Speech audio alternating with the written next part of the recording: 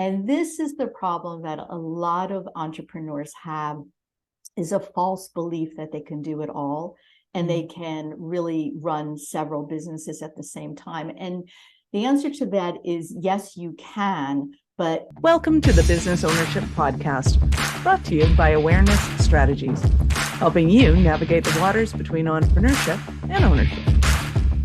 Hey there, peeps. This is Michelle Nedelec, and I'm super glad that you're here with us today because I am here with my most amazing guest, Leslie. Leslie, thank you so much for being here with us today. I'm happy to be here, coming to you from Florida right now. Nice. So give us a highlight of who you are and touch on your business.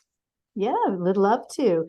My business is called Back From Bali. I have a women's resort clothing line that I manufacture in Bali, Indonesia, and I then ship all of that directly into the US. And I primarily sell on Amazon as well as my own website. So it's an e-commerce business. And, basically I been an entrepreneur for a really long time, like 30 years, but I was not a financially successful entrepreneur until really the last 10 years, when I made a really conscious mindset decision to become successful and start to make money.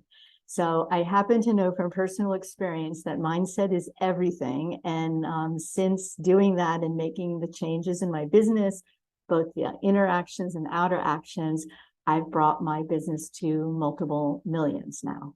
Nice. That's fantastic. So I want to dig deeper into the ideas of kind of how you navigated those waters of the $1 million business, and of course touch on kind of what it is that you're doing right now. Which way do you want to go first? Yeah, no, I can explain more like what it is that I do exactly. So, I work with vendors, manufacturers in Bali, Indonesia.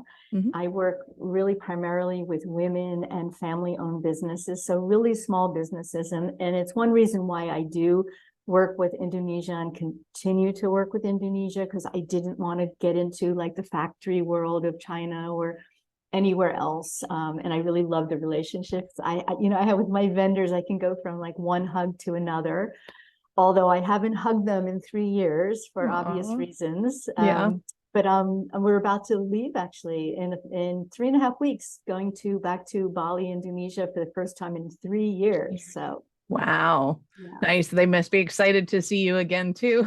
Yeah, it's going to be fun. It's wonderful. So I love working with them. So we literally make all our clothes there. We manufacture clothes. I work with many different vendors, and that clothing then gets shipped directly into Amazon's warehouses, because Amazon warehouses for me, whether I sell it on my own website or anywhere else. They're the ones who warehouse for me. Nice. So what made you decide to go with Amazon? Because I know a lot of, even Amazon retailers have a lot of conundrum. Do we put it all in warehousing? Do we do it off the website and store it? What made you decide to go that route? You mean with FBA? You mean with warehousing in particular? Yeah. Well, I always heard that if you're not FBA, which means fulfillment by Amazon, and if you're fulfilling by yourself, or you have a outside fulfillment center that's not Amazon, I always heard that the sales are much less, and that you have many, many more sales when you're Prime, and Prime is the money that people pay, and they're guaranteed that the item will come either that day or the next day or in 2 days. And the reason why Amazon can do that is because they literally have your inventory. So I've always heard that if you aren't FBA, then it really affects your sales. Mm-hmm. But I never tested that theory out before. And I did for the first time during this past Q4, because there were certain products that I just was not able to get into Amazon, which we could talk about if you want to know why. And I just pivoted really fast and had another third-party fulfillment center to fulfill for me. But now these are what's called FBM, fulfilled by merchant, versus FBA. And there is a huge difference in sales between FBM and FBA. So that is why I would only recommend whoever wants to sell on Amazon, you absolutely have to do fulfillment by Amazon. Otherwise, you're probably losing out on at least 50% in sales. Yeah. Do you also sell off your website or anything, or is it 100% off of? I do. Okay. You could find me at backfrombali.com. You could find me through Amazon, amazon.com/backfrombali. But even my off Amazon sales, my website is fulfilled through Amazon's warehouse. Nice. And just because it's easier that way, because it's their synced, warehouse. because I'm able to sync my website sales through Shopify. Yep. Is synced with my inventory into Amazon. Nice. You know, otherwise I'd be having to buy inventory for this website and an inventory for that website. And so in this case, I have one bucket, so to speak, quite a lot of buckets of inventory, and then it could be sold in multiple channels. Right, which totally makes sense from a warehouse perspective. So do you basically, when somebody goes through your website and they make a purchase, do you basically then go and buy it from Amazon for them and distribute it, or how does that relationship with Amazon work? They go to my website, backfrombali.com. They look at all the pretty sarongs and the dresses and the embroidery dresses and, you know, the shrugs and everything that I sell, and they buy it. And I do nothing. I don't even know they bought it. So electronically, that will be synced to Amazon, and the process basically happens, and they will start fulfilling it. So this is all completely automated, totally automated. I do nothing to tell Amazon to ship it. Nice. I love it. And then from a business coaching perspective and strategist perspective, like, yeah, that is brilliant and awesome. So let's kind of back up the bias and get into kind of what that transition was for you to go from running your business and then going, okay, enough is enough. I want to make money. What was that transition like for you? What happened? And it was really a moment in time. You know, I hear people say, well, it was a long process. In my case, it was really a moment. And I had been doing okay. You know, I was doing under 6 figures in my business. It was okay. And I had enough to get you back to Bali.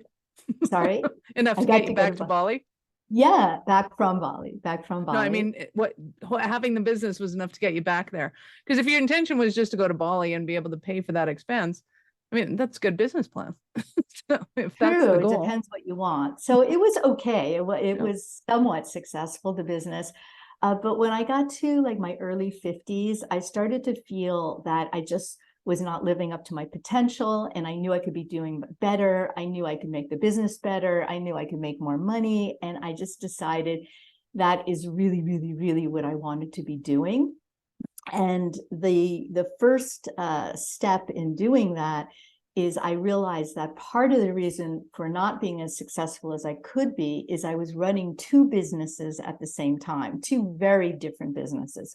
One, it was the women's clothing business that we're speaking about. And the other was a girl power program, because I have a background in social work and psychology, and I was working with young girls, 7 to 13 years old, in an empowerment program, and I absolutely loved it. And that was also somewhat successful. So once I made this like very conscious decision, enough is enough. I'm tired of not having like as much money as I want. I don't want to be dependent on anybody. I have a wonderful husband who works also, but I wanted to stand on my own feet completely and not be told what I can or can't do. And I realized that part of the reasons for not doing as well as I could do is because of multitasking and having 2 businesses, because it's literally like a seesaw. So you know, if you're a kid and you jump on that seesaw and you jump on that one, and you know the other kid's on the other side, and you go high up, and that is what your business starts to do because you're focusing on it. And then you go, oh no, I have another business to run. And you go down again, and the seesaw goes down. And then the other business starts going up, and your other business that just was up starts going down. And this is the problem that a lot of entrepreneurs have, is a false belief that they can do it all. And they can really run several businesses at the same time. And the answer to that is yes, you can. but not at the very, very beginning. And certainly not if you're an entrepreneur that is running a business in a different way than just building team and exiting. Then that's a whole other story.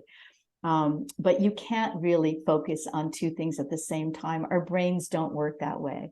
So that was really my first very big decision, was I needed to get rid of one of the businesses immediately and start focusing 100% on what I had. And that was one of the keys to success. Nice. I love that. And so true for so many people. And we have so many passions. We just want to make it all work all at the same time. What made you decide to go the clothing route versus the girl power route? And that was a difficult decision because my head was telling me I should do girl power. My head was saying, this is helpful, this is spiritual, this is something that's going to change the world, helping girls and all of this. And something else was saying at the same time, you know, Back From Bali is commercial, and it's money, and it's clothing, and you know, of course you're going to choose girl power. So this was the struggle that I had inside of me. And what happened was I really felt in my gut rather than in my head that Back From Bali is where I should go.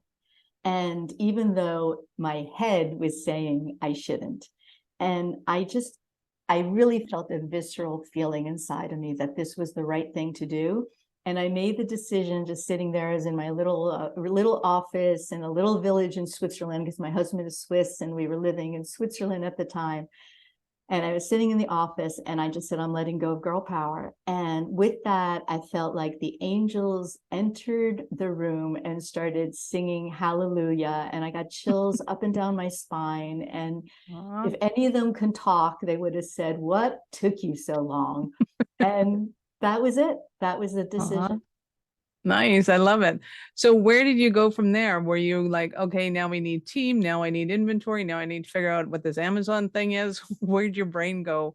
Well, after that point, you know, I decided I really wanted it. I really wanted to change things, wanted a bigger business, better business, realized I had to stop and focus on one of them. So the next step was what I call learning, becoming a ferocious learner.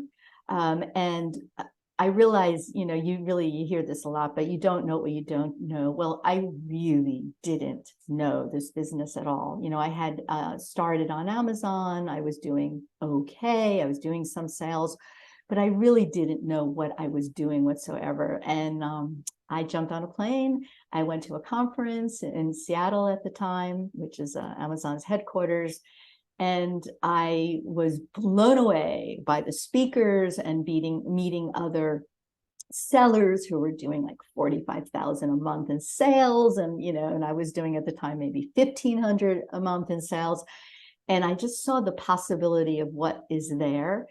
And there was one woman I met who was one of the speakers, and she blew me away, understanding trends and just understanding the way the whole e-commerce world and Amazon worked.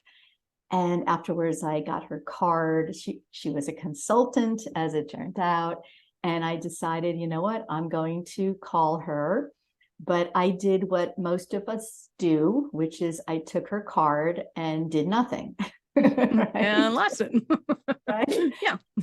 And literally, I think it was maybe 3 or 4 months later, my husband said to me, whatever happened to that woman you met at the conference? Maybe you should give her a call. And I did. And that was the beginning of a huge transformation in my business. Nice. I love it. So did she, I assume you hired her on as a consultant, but I'm also assuming that a lot of her role was to be mentor, going, hey, done it, been there. Don't do this, do this. Yeah, totally. Because, you know, my big belief when you're hiring anybody is what I like to say is you hire somebody who is who you want, where you want to be, and was where you are now. So you want to hire someone who has the experience so you can learn from them, rather than somebody who just maybe took courses in e-commerce or whatever. So that was her case, that she had a lot of experience. And so that is who I hired and why I hired her. And yes, she was a mentor and she was a consultant and she was a coach and she's all of that. And this is, I think about 11 years ago, I hired her and still work with her to this day. And in fact, she is not only still a mentor and a consultant to me, she actually does, I hired her also to actually, she's part of my team. Nice. Well, that's awesome. That's fantastic. So my brain goes 20 million directions. I could take this so many places. So how long did it take you from the point of deciding, hey, I'm going to run a successful business? Did you kind of go, hey, I want to hit the $1 million mark? Did you ever think that?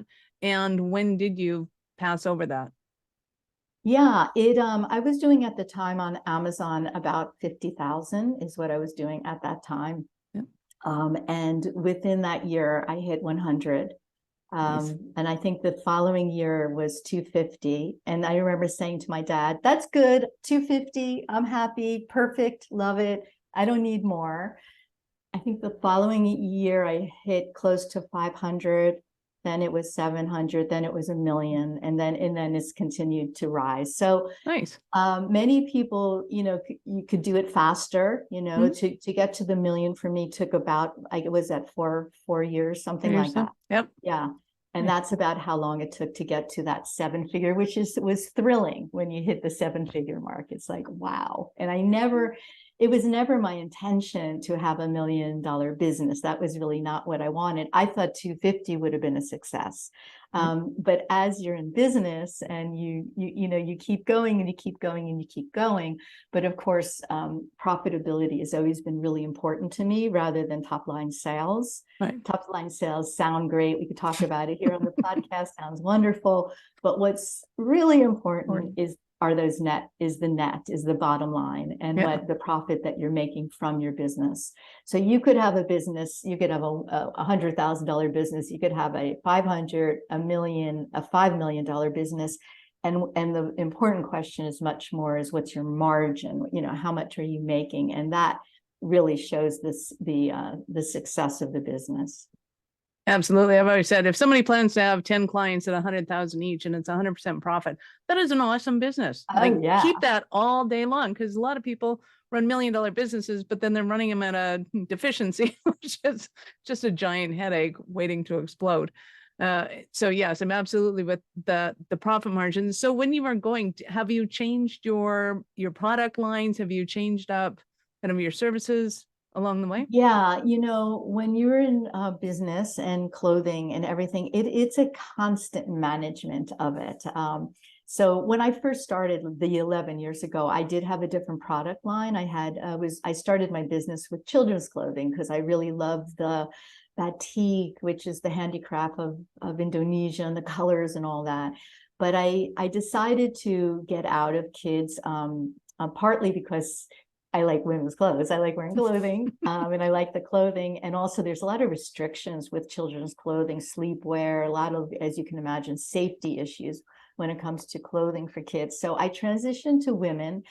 And over the years, the product line has changed drastically. But what it always has been a bohemian, colorful, comfortable style for women of all ages. So it still is that in terms of who I'm serving and who's wearing my clothes, but the line itself is changing. And I am very much always analyzing the products, the numbers. This business, e-commerce, you spend a lot of time in Excel sheets. Any business, truthfully, you need to really look at the numbers, because I really believe your numbers speak, and your products speak, and they're telling you a story, and they're telling you, this is working and this one isn't. And a big lesson for owners of businesses is to not fall in love with your products, because your customers are the ones who are going to be telling you what they like and what they don't like. And I don't mean by you're getting an email, I like this and don't like this. It's not as straightforward. You're getting one that says, I bought this. But they're telling you in sales. That's what they're telling you. And they're telling you that the black worked and the pink didn't. So you have to really be, the secret to success, the secret to business, one of them is understanding your numbers and really paying attention to how they're speaking to you and what they're saying. If I could get one message to the world, entrepreneurs and consumers, that would be it. It's like everything else is moot, and all that matters is where are you spending that money, and that's how you make your vote. Period. Yes.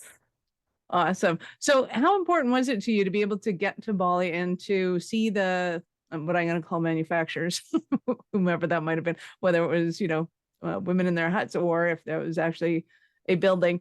How important was it to you to have that contact with the people that were actually making your merchandise? Well, I thought it was essential until COVID hit.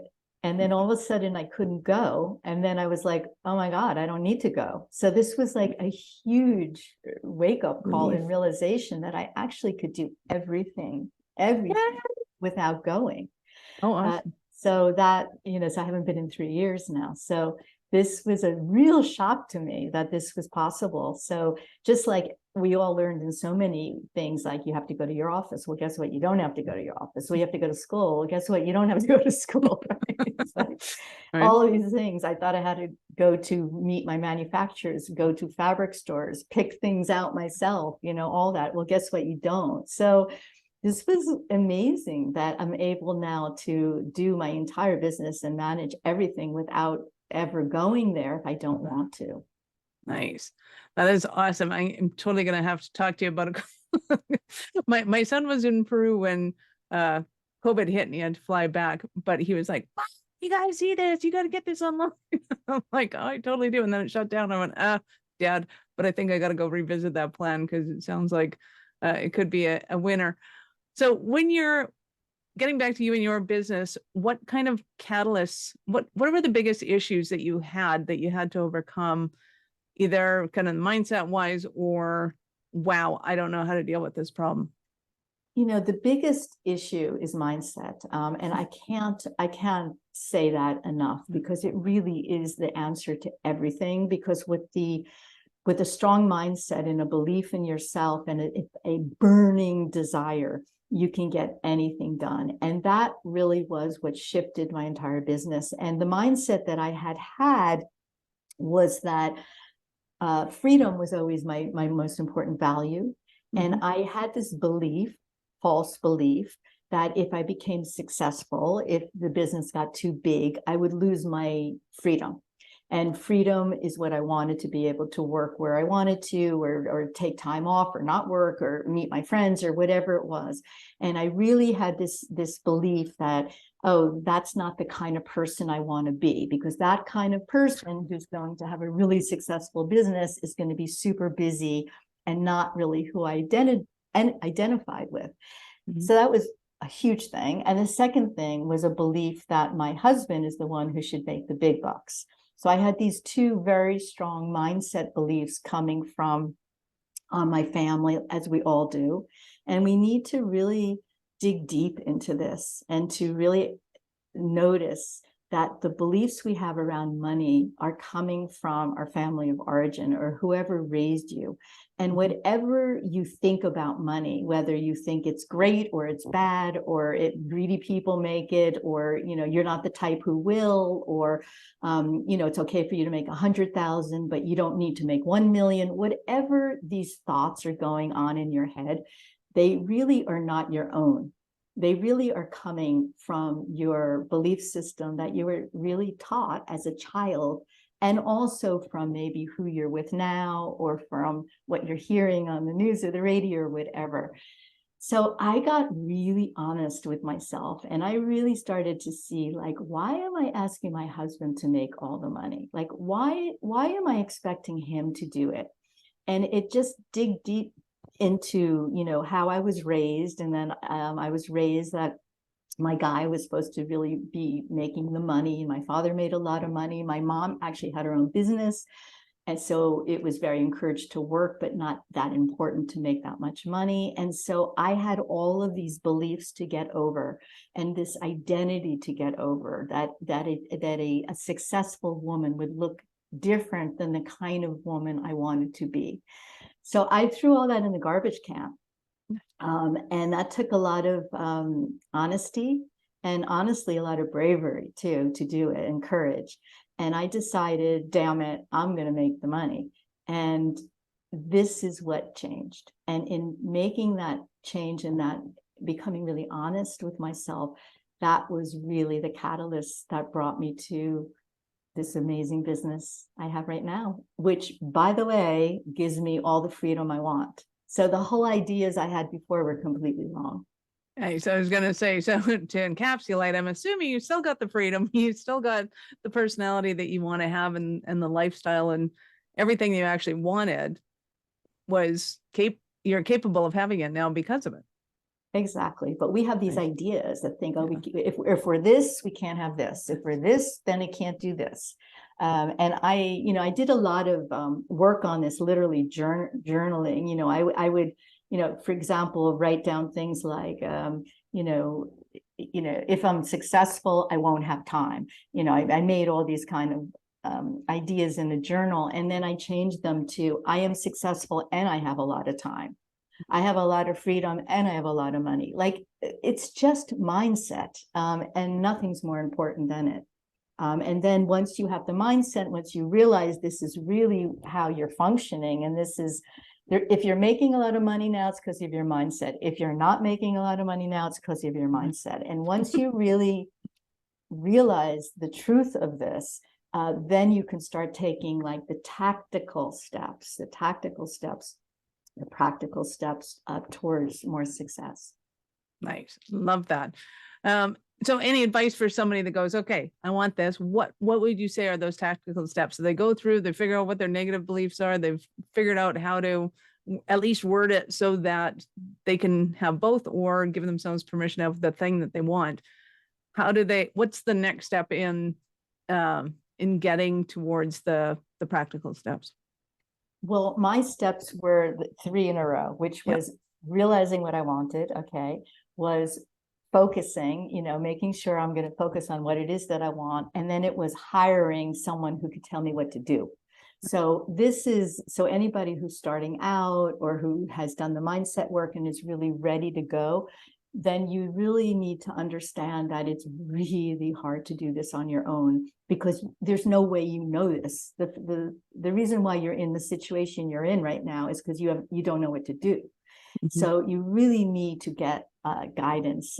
I never would be where I am now without the guidance that I received. So that is incredibly important to do that. Nice. I love that. So if you knew now what you knew then, what would you have done differently? Oh, like everything. Or if you knew then what you know now. Sorry. Sorry? If you knew then what you know now, what would you have done differently? Even if it was just at that point of, okay, I am going to be successful in this. What things could you have done differently that would have even sped it up more? Or I'm not saying that you have to speed it up, because I think that taking a gradual incline, it's actually a really nice way to do it. Yeah. Like, that sounds awesome. So there's nothing wrong with that at all in period. But if you could do something differently, what would you have done? I think hiring earlier, and getting team set up earlier is that I dragged my feet upon for a very long time. And I was actually petrified to hire a first person, because it was like, it's so intimate, you're kind of bringing somebody into your underwear drawer, into your business. So that is something that I would do differently. And also I would learn how to manage team.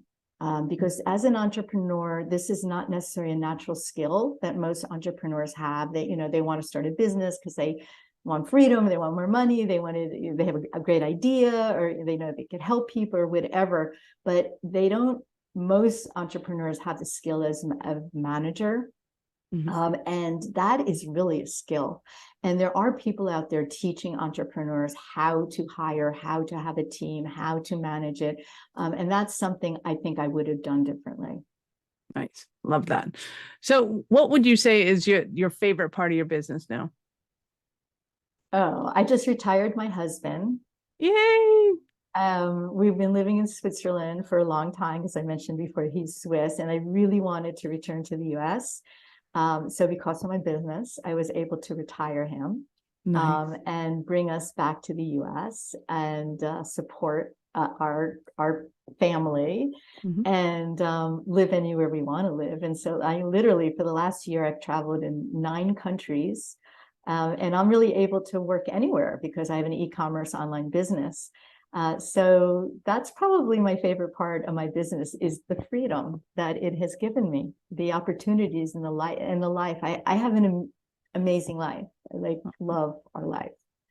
And it is really created like this really because of what this business has given me. I love it. I love it, love it, love it. Leslie, you've been absolutely amazing. Awesome. I get to go back to when you started your entrepreneurial career. At what point did you know that you were that special kind of crazy enough to think that, hey, I could become an entrepreneur? Oh yeah, there's another moment. That was the moment before the other moment that I told you about. Oh yeah, this one's really clear. So in my early 30s, I always wanted to travel to Indonesia. Don't ask me why. I saw those islands on the map. I was like, that looks cool. And I did something very brave, and I just went by myself and I went traveling. And that's where I found and saw these beautiful clothing, children's clothing. But like all stories, I had to leave and come back to New York City, which is where I was living at the time, to get a job because I had left my job, which was in public relations, and I needed to get a job. And I opened up the newspaper, the New York Times, to look for a job because that's what you did back then. This is like the 90s, late 90s or so. And there's just not one job I wanted to get. Like everything I looked at was no, no, no, no, no. And I had a light bulb moment where I just remembered, wow, I remember that amazing clothing I saw in Bali, the children's clothes and the moons and stars and the colors and the fish all over them. And I'd never really seen anything like that before. And I thought, I wonder if I jumped on a plane and went back to Bali and I took a duffel bag and I just bought off the street if I could bring it back into New York and do street fairs, which were very popular there on the weekends. Yep. And that's what I did. So it was because I didn't want to get a job and I had such a passion to be free that I just was crazy enough to do it. And that is how I launched my business. That is awesome. So give us a website again. I know half of our listeners already went there and they're checking it out. The other half are like, what does that mean? Probably, I mean, the best place to go, although you're Canada, aren't you? So I am, but we still have access to most.coms. Okay, great. So Amazon.com/back from Bali. Nice. Or you can just go to my website, backfrombali.com, and you could find my clothing there. And I have a book coming out too. I have a book coming out in May called 7 Keys to 7 Figures, the Women Entrepreneur's Guide to Money and Freedom. And in this book, I really chart out all the steps I did to bring this business from, 5 figures to multiple 7 and what I did. Oh, I love that. Okay, so let's dive into that one because you've been holding out on me. So with the book, when the book is out, it's already... No, it will be out this May. In May, lovely. And in the book, you're going through how to build an Amazon business or any business. I reference all of my experience, and my experience is very much e-commerce and product-based businesses. But it is a book that would help coaches as well, or any. It's very women-focused though, because I think women and men have different issues when they're building businesses, especially around money, and particularly around money. So that's what this book does. So it really gives you the 7 keys. And the guidebook to be successful. And it's what I did, and it is exactly why it worked. And I share that with everyone. So I started consulting a few years ago because I started to be like, wow, I would really love to, help other women. I was in my 50s, and a lot of people say it's too late and this and that, and it wasn't.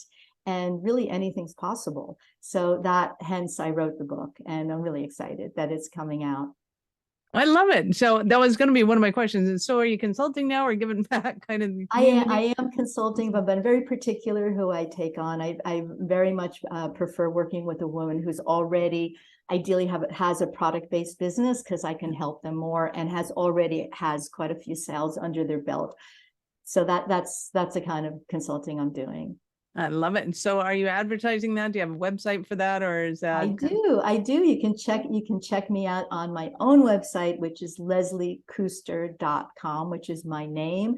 And I have a free ebook, and the ebook is 7 sabotaging mistakes most women entrepreneurs make. So definitely grab that. And the thing about my story is I made all the mistakes, and I was the 5-figure entrepreneur, and I am now the more successful entrepreneur. So I speak about this from experience, and I love sharing and helping other women entrepreneurs be successful as well.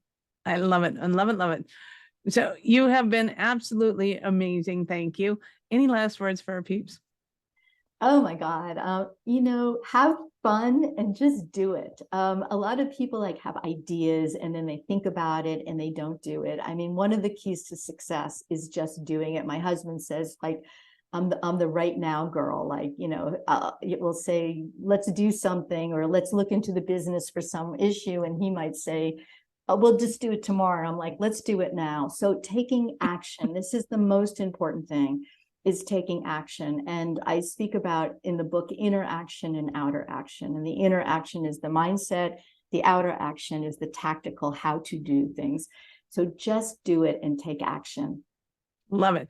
Speaking of taking action, scroll down right now and you'll have links to all of Leslie's contacts that she has mentioned already. Awesome. Thank you, Leslie, so much for your time. I appreciate it, and I know how valuable it is. Thank you, Michelle. Awesome. Peeps, this is Michelle Nedlick. Thank you for being here with us today. Be sure to subscribe to the show and share it with your friends. We love helping entrepreneurs grow. Thank you for listening to our show. I'm all about being a resource center for entrepreneurs to give them the information and the support that they need to make it in business. As such, the notes for this show can be found at our website at awarenessstrategies.com/blog. Be sure to subscribe, give us a rating. I like 5 stars personally, and share with your friends.